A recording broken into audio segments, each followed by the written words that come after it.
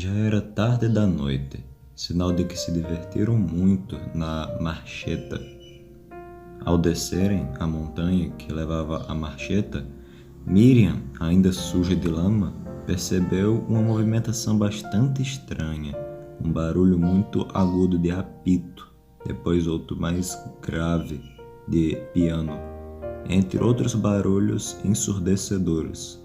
Poderia ser qualquer coisa, menos algo bom. Certamente, pensava Elizabeth, na questão de seu irmão do meio ter enlouquecido novamente, coisa que sempre acontecia quando ela ficava fora alguns instantes.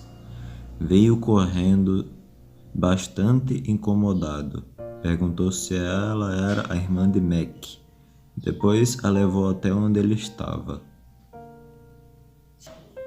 Estava no sofá, gemendo e soluçando como se tivesse perdido algum parente. Graças a Monan, disse Mac. Nossa, Mac, disse Elizabeth, franzindo a testa e apertando os lábios. Até quando você permanecerá desse jeito, com ações de frouxo? Seguindo em frente, sem dar muita atenção aos resmungos do irmão, Elizabeth fez sinal para Miriam a seguir, mas ela não deu um passo, paralisada pelo medo que sentia de ver o irmão de Elizabeth se contorcendo e resmungando. E ela, Elizabeth, percebendo o medo nas expressões de Miriam, só conseguiu rir, e riu até não lhe sobrar mais lágrimas. Pode ver, sua boba, ele não morde, pelo menos não a mim, disse Elizabeth, estirada no chão e dando continuação aos seus risos estridentes. Lisa, me ajude, por favor, me ajude, disse Miriam, agora com os olhos esbugalhados olhando para o irmão de Elizabeth, ainda, que resmungava qualquer coisa com os olhos fechados e apontando para o teto da sala de estar. Elizabeth, percebendo, palavras encorajadoras não adiantariam de nada, foi até o local da sala onde Miriam se encontrava, agarrou-lhe o braço e deu-lhe um solavanco para arrastá-la. Miriam foi levado para o minúsculo quarto de Elizabeth, que na verdade não era pequeno, era até bastante grande, e as palavras minúsculo quarto de Elizabeth, Miriam havia encontrado na porta do quarto, lindamente escritas em ouro sobre uma tábua de madeira corretamente pregada na porta. Bom, eu sei que você deve estar achando que a frase na porta do meu quarto é um tanto equivocada. Na verdade, não pensei em nada, sabe? Não sei nada de português, nunca fui em uma escola, aprendi tudo o que sei com meus pais, disse Miriam. Sabia perfeitamente o que aprendeu na escola e com os pais. Mentiu, e havia feito isso por medo de magoar Elizabeth. Elizabeth sorriu sem jeito para Miriam, escondendo uma expressão de alívio por achar que Miriam estava falando toda a verdade. Virou-se e começou a apresentar o seu quarto, e animadamente foi explicando cada detalhe de seu quarto e como ele foi projetado. Disse que foi feito especialmente para atender aos pedidos dela. Disse que seu pai lhe havia dito que o quarto lhe forneceria tudo o que precisasse. Se ela precisasse de uma roupa nova, era somente ir procurar nas gavetas internas, que sempre estariam cheias quando ela precisasse de mais alguma coisa.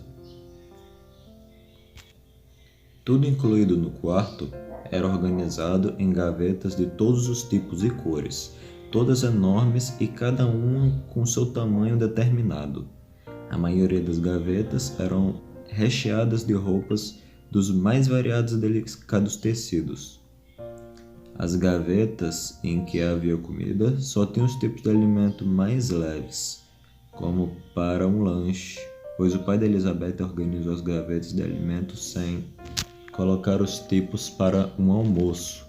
Ele queria que toda a sua família ficasse junta na refeição da tarde.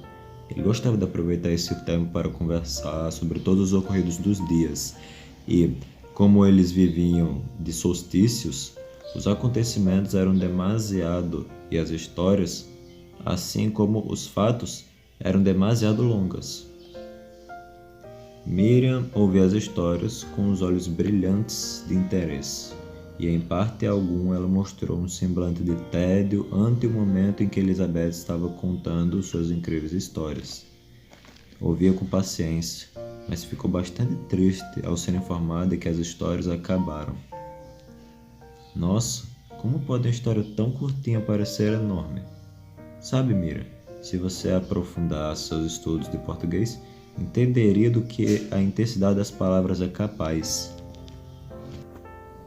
Mas Mira gaguejou, lembrando da mentira que havia dito. Quer dizer, você tem toda a razão, eu fui uma tonta mesmo. Olhando e rindo Miriam gaguejar, Elizabeth olhou-a com a cara de sensacionalismo, como quem estivesse dizendo: viu só? Até está gaguejando pela falta de estudos. Miriam se enfezou, reconhecendo que deveria ter dito outra coisa que não tivesse nada a ver com não frequentar a escola. Mas tentou não dar importância ao que Elizabeth dizia, apesar de aquilo ser praticamente impossível. Muito tempo se passou enquanto as duas estavam naquele quarto, até que finalmente resolveram sair dali, e apesar de aparentarem muita alegria, de satisfação, seus olhos estavam cobertos de tão negras olheiras, e ambas bocejavam incessantemente. Estavam bastante satisfeitas com tudo que fizeram juntas, com a tão forte amizade que brotou da união entre elas duas. Elizabeth, dando um último abraço em sua tão querida e nova amiga, voltou para dentro acenando de costas para Miriam. Sabia que ela ainda estava lá, pronta para receber qualquer outro aceno. Miriam, vendo sua tão amada amiga entrar na casa, havia tido a ideia de regressar ao seu lugar de nascença, apesar de sua tão diminuta imaginação não deixar a tão incrível ideia de continuar naquele lugar mágico, onde tudo se criava num simples toque. Ao se afastar um pouco da casa de sua amiga, ouviu um estrondo ensurdecedor que fez o chão tremer. "Fuja, minha querida amiga", disse Elizabeth, pelo minúsculo espaço da porta, num grito tão alto e tão firme que nada poderia abafar. Miriam correu mais rápido que podia, mas uma descarga começou a persegui-la.